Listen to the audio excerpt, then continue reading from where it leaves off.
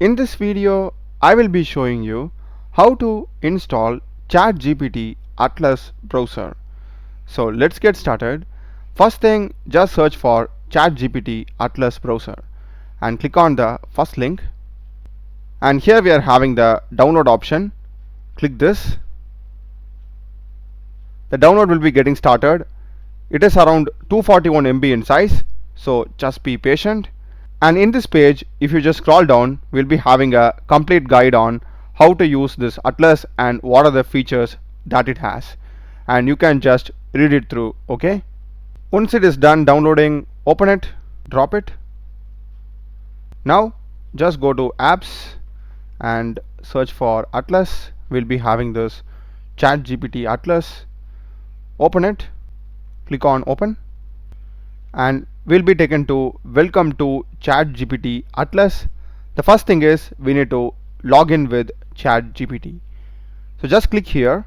After you sign in, we will be getting import data from another browser. If you want to do it, you can just check this and click on import.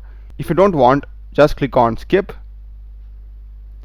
And next, turn on browser memories. This is up to you. If you want to turn on, you can do it. And this is fine. I'll just click on continue. Continue.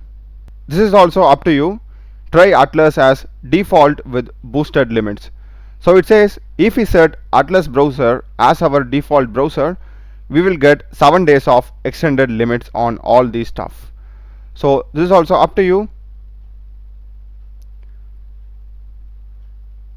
And add ChatGPT Atlas to your dock. Basically it will appear over here. So I'll just click on add to dock,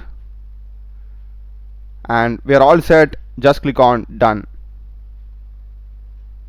and that's it. This is the ChatGPT Atlas, and you can simply start using it.